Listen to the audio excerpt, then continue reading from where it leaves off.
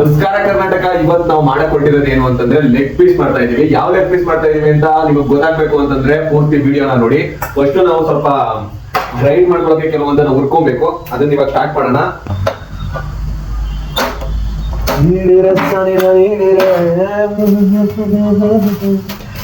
ಇವತ್ತೇನೊಂದಾಗ ಹುರ್ಕೋತಾ ಇದೀವಿ ಅಂತಂದ್ರೆ ಹುಚ್ಚಾಳು. ಸುದೀಪ್ ಗೊತ್ತಾ ಹುಚ್ಚಾಳು? ಹುಚ್ಚಳ್ಳು ಆರೋಗ್ಯಕ್ಕೆ ಒಳ್ಳೇದು, ಒಳ್ಳೆ ಇದಿರುತ್ತೆ, ಟೇಸ್ಟ್ ಬರುತ್ತೆ ಹುಚ್ಚಳ್ಳು.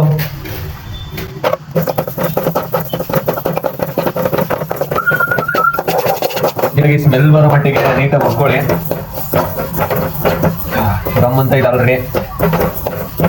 ನಿಮ್ಗೆ ಎಷ್ಟು ಬೇಕೋ ಅಷ್ಟನ್ನ ಹಾಕೊಂಡು ಹುರ್ಕೊಳ್ಳಿ. ನಾನು ಇನ್ನೊಂದು ಸ್ವಲ್ಪ ಹಾಕತ್ತಾ ಇದ್ದೀನಿ. ನೀಟಾಗಿ ಅದನ್ನೆಲ್ಲ ಹುರ್ಕೊಂಡು ಡೈರೆಕ್ಟ್ ಜಾರ್ಗೆ ಹಾಕೊಂಡ್ಬಿಡೋಣ. ಹುರ್ಕೊಂಡಾಗಿದೆ, ಅದನ್ನ ನೀಟಾಗಿ ಜಾರ್ಗೆ ಹಾಕೊಂಡ್ಬಿಡೋಣ. ನೆಕ್ಸ್ಟ್ ಇನ್ನೊಂದು ಐಟಮ್ನ ಹುರಿಬೇಕು, ಅದನ್ನ ಸ್ಟಾರ್ಟ್ ಮಾಡೋಣ. ಇವಾಗ ಕಡಲೆಕಾಯಿ ಶೇಂಗಾ ಹುರ್ಕೊಳ್ಳೋಣ.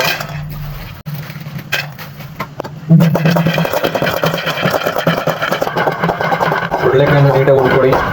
ಬಡವರ ಬಾದಾಮಿ ತಿನ್ನಕ್ಕಾಗಲಿಲ್ಲ ಅಂತಂದ್ರೆ ಕಡಲೆಕಾಯಿ is the best option for protein and everything. Okay, neat ಇವಾಗ ಆಯ್ತು. ನೀಟಾಗಿ ಸ್ವಲ್ಪ ಇದಾಗಿದೆ. ಇದನ್ನ ಎತ್ತಿ ಶಿಸ್ತಾಗಿ ಇದಕ್ಕೆ ಹಾಕೊಬಿಡೋಣ. ಕಾಯಿ ಕಡಲೆಕಾಯಿ ಮನೆಗೆ ಉಯ್. ಇವಾಗ ಲೆಗ್ ಪೀಸ್ಗಳನ್ನ ಕಟ್ ಮಾಡೋ ಟೈಮು. ಬನ್ನಿ ಸ್ಟಾರ್ಟ್ ಮಾಡೋಣ ಲೆಗ್ ಪೀಸ್ ಕಟ್ ಮಾಡಕ್ಕೆ. ಇದೇ ನಮ್ ಲೆಗ್ ಪೀಸು. ನಾವು ವೆಜಿಟೇರಿಯನ್ಸು, ನಾನ್ ವೆಜ್ ನ ತಿನ್ನಲ್ಲ. ಸೊ ಅದಕ್ಕೋಸ್ಕರ ನಾವು ಏನ್ ಸಿಗುತ್ತೋ ಅದನ್ನೇ, ಏನ್ ಬೇಕೋ ಅದನ್ನ ನಾನ್ ವೆಜ್ ಅಂತ ಕನ್ವರ್ಟ್ ಮಾಡ್ಕೊಂಡ್ಬಿಡ್ತೀವಿ. ಅದಕ್ಕೋಸ್ಕರ ಈಗ ನೆಕ್ಸ್ಟ್ ಸ್ಟಾರ್ಟ್ ಬದನೆಕಾಯಿ ಕಟ್ ಮಾಡೋಣ. ಲೆಗ್ ಪೀಸ್ ಕಟ್ ಮಾಡ್ಬೇಕಾದ್ರೆ ರಕ್ತ ಗಿತ್ತ ಬಂದ್ಬಿಡೋದು ಅನ್ಕೊಬಿಡಿ, ರಕ್ತ ಬರಲ್ಲ. ಇದು ವೆಜಿಟೇರಿಯನ್ ಲೆಗ್ ಪೀಸ್. ಹಿಂಗೆ ಪೀಸ್ ಮಾಡ್ಕೊಬಿಡೋಣ. ಈಗ ಆಲ್ರೆಡಿ ನಾನು ಈ ತರ ಪೀಸ್ ಮಾಡ್ಕೊತಿದ್ದೀನಿ ಅಂತಂದ್ರೆ ನಿಮ್ಗೆ ಆಲ್ರೆಡಿ ನಾನು ಏನ್ ಮಾಡ್ತಿದ್ದೀನಿ ಅಂತ ಐಡಿಯಾ ಬಂದ್ಬಿಟ್ಟಿರ್ಬೋದು. ನಾವಿವತ್ತು ಮಾಡಕೊಂಡಿದೀವಿ ಎಂತಂತೆ, ಇವತ್ತು ಏನ್ ಮಾಡ್ತಿದೀವಿ ಅಂತಂದ್ರೆ ಬದನೆಕಾಯಿ ಎಣ್ಗಾಯಿ ಮಾಡ್ತಾ ಇದೀವಿ. ನಾವ್ ಹೆಂಗ್ ಮಾಡ್ತಿದೀವಿ ಅಂತಂದ್ರೆ ಇವತ್ತು ಮಾಮೂಲಿ ಬದನೆಕಾಯಿ ಎಣ್ಗಾಯಿ ಅಲ್ಲ, ಬ್ಯಾಚುಲರ್ ಬದನೆಕಾಯಿ ಎಣ್ಗಾಯಿ. ನಮ್ಮಲ್ಲಿ ಯಾವ್ದೇ ವಿಡಿಯೋ ನೋಡಿದ್ರು ಅದು ಸಿಂಕ್ ಆಗೋದು ಬರೀ ಬ್ಯಾಚುಲರ್ಸ್ ಗಳು ಮಾತ್ರ. ಯಾಕೆ ಅಂತಂದ್ರೆ ಸಿಕ್ಕಿದ್ದೆಲ್ಲ ಹಾಕಿ ಏನಾಯ್ತು ಅದನ್ನ ಯೂಸ್ ಮಾಡ್ಕೊಂಡು ಮಾಡದೆ ನಮ್ಮ ಬ್ಯಾಚುಲರ್ ಅಡ್ಗೆಗಳು. ನೆಕ್ಸ್ಟ್ ಪ್ರೋಸೆಸ್ ಇದೆ, ಅದನ್ನ ಸ್ಟಾರ್ಟ್ ಮಾಡೋಣ. ವೆಯ್ಟ್ ಮಾಡ್ತಾ ಇರಿ. ಇವಾಗ ನಮ್ಮ ಲೆಗ್ ಪೀಸ್ಗಳನ್ನ ಬೇಯಿಸ್ಕೊಳ್ಳುವಂಥ ಟೈಮು. ಅದನ್ನ ನೀಟಾಗಿ ಎಣ್ಣೆಲಿ ಬೇಯಿಸ್ಕೊಳ್ಳೋಣ. ಅದಕ್ಕೋಸ್ಕರ ಎಣ್ಣೆನ ಉಯ್ಕೊಂಡು ಬಿಡೋಣ. ಅದನ್ನ ನೀಟಾಗಿ ಫ್ರೈ ಮಾಡ್ಕೊಳ್ಳೋಣ ಎಣ್ಣೆಲಿ. ಆಮೇಲೆ ಎಣ್ಣೆಗಾಯಿ ನಿಜವಾಗ್ಲೂ ಸಖತ್ತಾಗಿರುತ್ತೆ. ಬೇಡ ಎಣ್ಣೆ ಕಾಯ್ಲಿ. ಎಣ್ಣೆ ಕಾದ್ಮೇಲೆ ನಮ್ಮ ಲೆಗ್ ಪೀಸ್ಗಳನ್ನ ಎತ್ತಿ ಎಣ್ಣೆಗೆ ಹಾಕೋಣ. ಅಲ್ಲಿವರೆಗೂ ವೆಯ್ಟ್ ಮಾಡ್ತಾ ಇದ್ದೀವಿ. ಇವಾಗ ಎಣ್ಣೆ ಕಾದಿದೆ, ಅದಕ್ಕೆ ನೀಟಾಗಿ ನಮ್ಮ ಲೆಗ್ ಪೀಸ್ಗಳನ್ನ ಬಿಟ್ಕೊಳ್ಳೋಣ.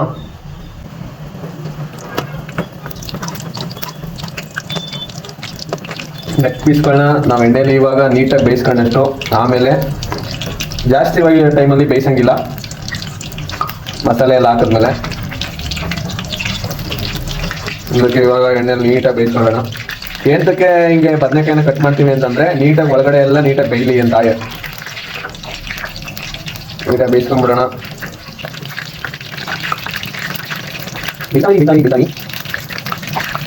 ಬಂಟಿ ನಿಮ್ಮ ಎಣ್ಣೆ ಸ್ಲೋನಾ ಅಂತೆಲ್ಲ ಕೇಳಬೇಡಿ.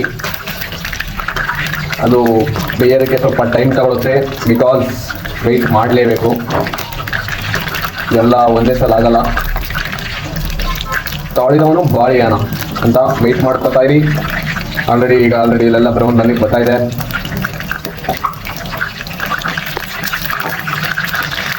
ಸೌಂಡ್ ಜಾಸ್ತಿ ಆಯಿತು, ಒಳಗಡೆ ಹಿಡಿತಾ ಇದೆ ಎಣ್ಣೆ. ಚಟಪಟ ಅಂತ ಸ್ಟಾರ್ಟ್ ಮಾಡ್ತಾ ಇದ್ದಾರೆ. ಇವಾಗ ನೀಟಾಗಿ ಬ್ರೌನ್ ಬಣ್ಣಕ್ಕೆ ತಿರುಗಿದೆ, ಬೆಂದಿದೆ. ಇದನ್ನ ಎತ್ತಾಕೊಂಡ್ಬಿಡೋಣ.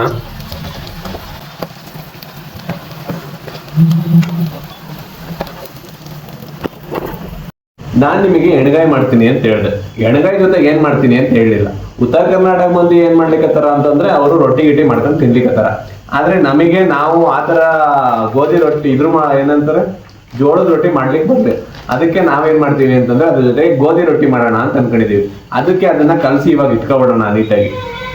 ಸ್ಟಾರ್ಟ್ ಮಾಡೋಣ ಕಲ್ಸೋದನ್ನ. ಅದಕ್ಕೆ ಗೋಧಿ ಹಸಿಟ್ಟನ್ನ ಹಾಕೊಂಡ್ಬಿಡೋಣ.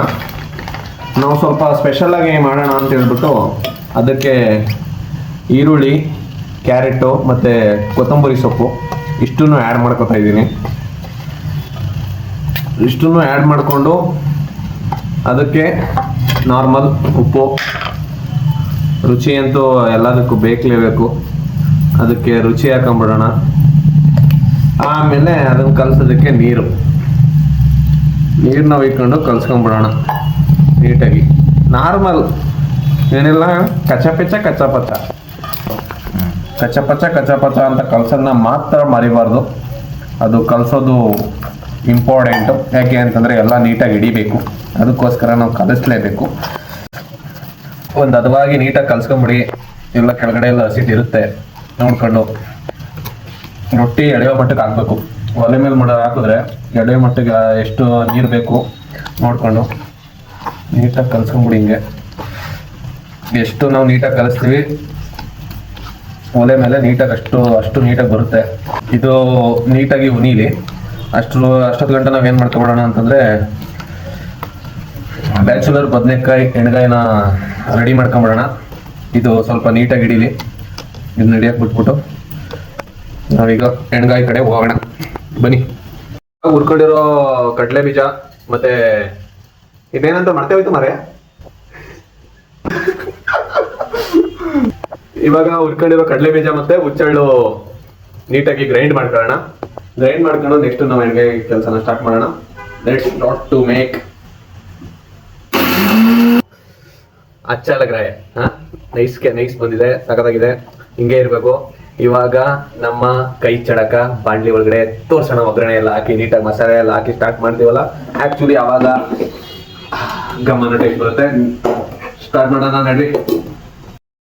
ಇವಾಗ ಆಕ್ಚುಲಿ ಕೈ ರುಚಿಯ ಕೈ ಚಳಕ ಸ್ಟಾರ್ಟ್ ಆಗುತ್ತೆ. ನೀವು ಇವಾಗಲಿಂದ ನೋಡ್ತಾ ಇರಿ. ಇದಕ್ಕೆ ಸ್ವಲ್ಪ ಲೈಟಾಗಿ ಎಣ್ಣೆ ಹಾಕೊಂಬಿಡಿ. ಚಟಪಟ ಅಂತ ಇದೆ. ಯಾಕೆ ಅಂತಂದ್ರೆ ಬದನೆಕಾಯಿ ಹೊಟ್ಟಿದ್ವಲ್ಲ, ಆಲ್ರೆಡಿ ಸ್ವಲ್ಪ ನೀರಿನಂಶ ಇದೆ. ಅದಕ್ಕೋಸ್ಕರ ಇವಾಗ ಸಾಸಿವೆ, ಜೀರಿಗೆ ಅಂತೂ ಪಕ್ಕ. ಯಾಕೆ ಅಂತಂದ್ರೆ ಜೀರಿಗೆ ಇರಲೇಬೇಕು, ಆರೋಗ್ಯಕ್ಕೆ ತುಂಬಾ ಒಳ್ಳೆಯದು. ಜೀರಿಗೆ ಯೂಸ್ ಮಾಡ್ಕೊಳ್ಳೋಣ. ನೆಕ್ಸ್ಟ್ ಸ್ಟಾರ್ಟ್ ಹಾಕದೆ ಮೆಣಸಿನ್ಕಾಯಿಯಿಂದ. ಮೆಣಸಿನ್ಕಾಯಿ ಖಾರಕ್ಕೋಸ್ಕರ ಮೆಣಸಿನ್ಕಾಯಿ ಹಾಕೊಂಡು ನೀಟಾಗಿ ಅದನ್ನ ಫ್ರೈ ಮಾಡ್ಕೊಳ್ಳೋಣ. ಅದರ ಜೊತೆಗೆ ಈರುಳ್ಳಿ, ಗಮನಿಸುವ ಈರುಳ್ಳಿಯನ್ನು ಹಾಕೋಣ. ಅದನ್ನ ನೀಟಾಗಿ ಫ್ರೈ ಮಾಡ್ಕೊಳ್ಳೋಣ. ಫ್ರೈ ಮಾಡ್ಕೊತಾ ನಿಮಗೆ ಡೈಲಿ ಇರಬೇಕಾಗಿಲ್ಲ. ಈರುಳ್ಳಿನ ಬ್ರೌನ್ ಬಣ್ಣಕ್ಕೆ ತಿರುಗೋ ಮಟ್ಟಿಗೆ ನೀಟಾಗಿ ಫ್ರೈ ಮಾಡ್ಕೊಳ್ಳೋದ್ರಿಂದ ಒಳ್ಳೆ ಫ್ರೇಗ್ರೆನ್ಸ್ ಬರುತ್ತೆ, ಒಳ್ಳೆ ರುಚಿನೂ ಇರುತ್ತೆ. ಅದಕ್ಕೋಸ್ಕರ ನೀಟಾಗಿ ಫ್ರೈನ ಮಾಡ್ಕೊಂಬಿಡಿ. ಕೆಂಬಂದ್ರೆ ಎದುಕೊಂಬಿಡಿ. ಮೂಗದಿರೋ ನೆಗಡಿ, ಶೀತ, ತಲೆಬಾದಿ ಎಲ್ಲದಕ್ಕೂ ಒಂದೇ ಪರಿಹಾರ, ಒಲೆ ಮುಂದೆ ನಿಂತ್ಕೊಂಡು ಈ ತರ ಕೆಂಬಸ್ಕೊಳ್ಳೋದು. ಇವಾಗ ಈರುಳ್ಳಿ ಬ್ರೌನ್ ಬಣ್ಣಕ್ಕೆ ತಿರುಗಿದೆ. ಇವಾಗ ಸ್ವಲ್ಪ ಲೈಟ್ ಆಗಿ ನೀರು ಹಾಕೋಣ.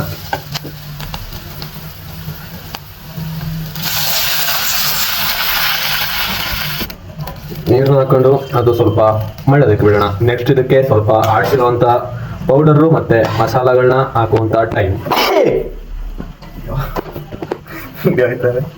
ಆಗ್ಲಿ ಈ ತರ ಕೆಂಪು ನಗಡಿ ಬತ್ತಾ ಇರಬೇಕು. ಸೀರೆಲ್ಲ ಬತ್ತಾ ಇದ್ರೆ ಮೂಗಲ್ ಕಟ್ಕೊಂಡಿರೋದೆಲ್ಲ ಹೋಗುತ್ತೆ.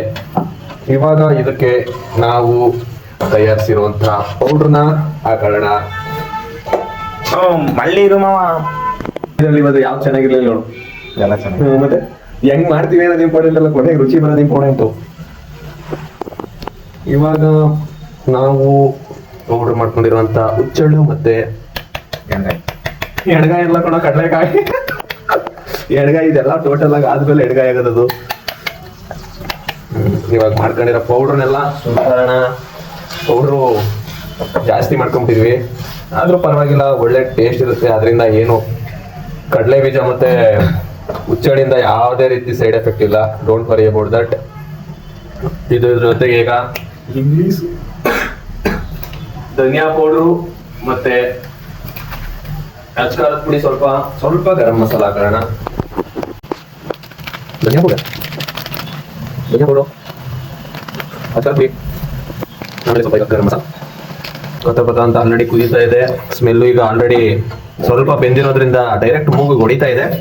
ಒಳ್ಳೆ ಟೇಸ್ಟ್ ಬಂದಿರುತ್ತೆ ನನ್ನ ಪ್ರಕಾರ, ಯಾವುದೇ ರೀತಿ ತೊಂದರೆ ಇಲ್ಲ. ಈಗ ಸ್ವಲ್ಪ ಟೇಸ್ಟ್ ನೋಡ್ಬಿಡೋಣ.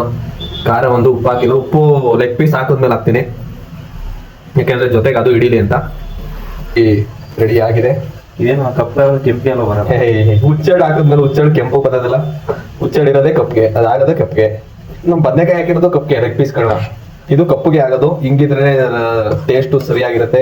ಅದು ಇದು ಬೇರೆ ಬೇರೆ ಹಾಕಿದ್ರೆ ಏನು ಚೆನ್ನಾಗಿರಲ್ಲ, ನ್ಯಾಚುರಲ್ ಆಗಿರ್ಲಿ.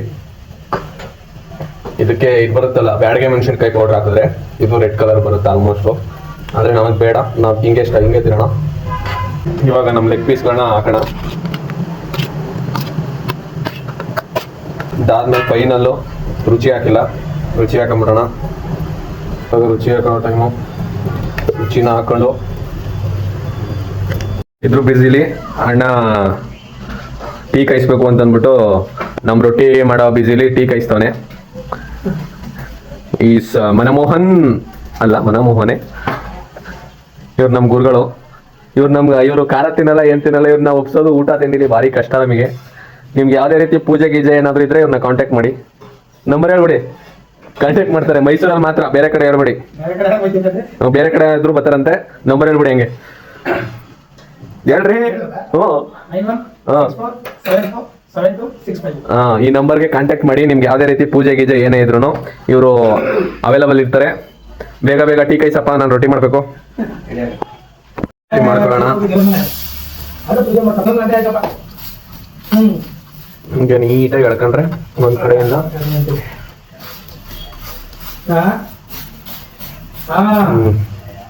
ಬರ್ತದೆ. ಎಕ್ಸ್ಟ್ರಾ ಹಿಟ್ಟು ಹಾಕೊಂಬಿಡಿ. ಫೈನಲಿ ಗೋಧಿ ರೊಟ್ಟಿ, ಬದನೆಕಾಯಿ, ಎಣ್ಗಾಯಿ ಅಲಿಯಾಸ್ ಲೆಗ್ ಪೀಸ್ ರೆಡಿಯಾಗಿದೆ. ಈಗ ಸರ್ವ್ ಮಾಡ್ಕೊಳ್ಳೋ ಟೈಮು. ಸರ್ವ್ ಮಾಡ್ಕೊಳ್ಳೋಣ, ತಿಂತಾ ಇರೋಣ, ಸರ್ವ್ ಜಮಾಯಿಸೋಣ.